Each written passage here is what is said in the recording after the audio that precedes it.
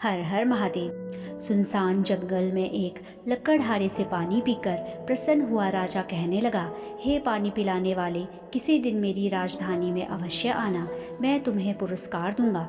लकड़हारे ने कहा, बहुत अच्छा। इस घटना को घटे पर्याप्त समय व्यतीत हो गया। अंततः लकड़हारा एक दिन चलता फिरता राजधानी में जा पहुंचा और राजा के पास जाकर कहने लगा, मैं वही लकड़हारा हूँ जिसने आपको पानी पिलाया था। राजा ने उसे देखा और अत्यंत प्रसन्नता से अपने पास बिठाकर सोचने लगा कि इस निर्धन का दुख कैसे दूर करूं। उसने सोच विचार के पश्चात चंदन का एक विशाल उद्यान उसको सौंप दिया। लकड़हारा भी बहुत प्रसन्न हुआ कि चलो अच्छा, इस बाग के वृक्षों के कोयले खूब होंगे, जीवन बीत जाएगा। यह सोचकर लकड़हारा प्रतिदिन चंदन काट काट कर कोयले बनाने लगा और उन्हें बेचकर अपना पालन पोषण करने लगा। थोड़े समय में ही चंदन का सुंदर बगीचा एक वीरान बन गया, जिसमें स्थान स्थान पर कोयले के ढेर लगे थे। इसमें अब केवल कुछ ही वृक्ष रह गए थे जो लकड़हारे के लिए छाया का काम देते थे। राजा को एक दिन यूं ही विचार आया, चलो तनिक लकड़हारे का हाल देख आएं, चंदन के उद्यान का भ्रमण भी हो जाएगा।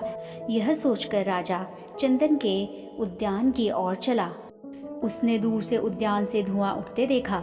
निकट आने पर ज्ञात हुआ कि चंदन जल रहा है और लकड़हारा वहां खड़ा है। राजा ने उससे पूछा, भाई यह तूने क्या किया? लकड़हारा बोला, आपकी कृपा से इतना समय आराम से कट गया। आपने यह उद्यान देकर मेरा बहुत कल्याण किया।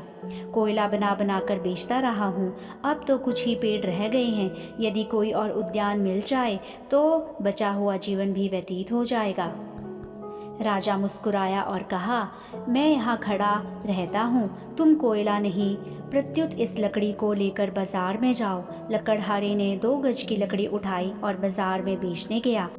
चंदन की लकड़ी देख लोग दौड़े और उसे 300 रुपए मिले, जो कोयले से कई गुना ज्यादा थे। लकड़हारा मूल्य लेकर रोता हुआ राजा के पास आया और जोर जोर से रोता हुआ अपनी भाग्यहीनता स्वीकार करने लगा।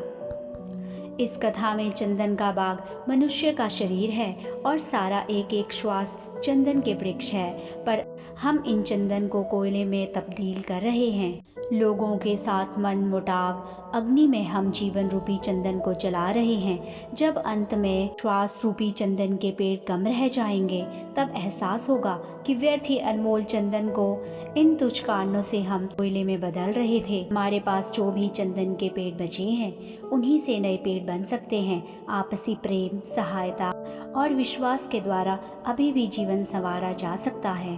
हर हर